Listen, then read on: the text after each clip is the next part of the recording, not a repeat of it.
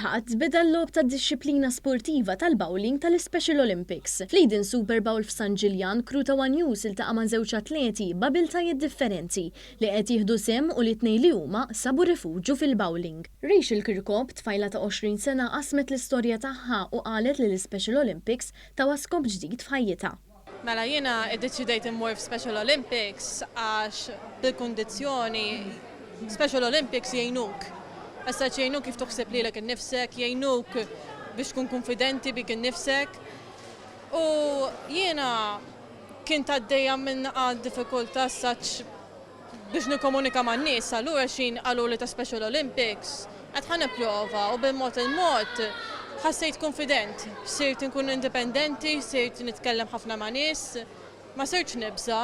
Mark Serge, atleta ieħor li kien preżenti għall-logħob tal-bowling, tenna li din l-esperjenza ġiet b'kombinazzjoni u mindu bidi prattika l-bowling qatt ma ħares lura.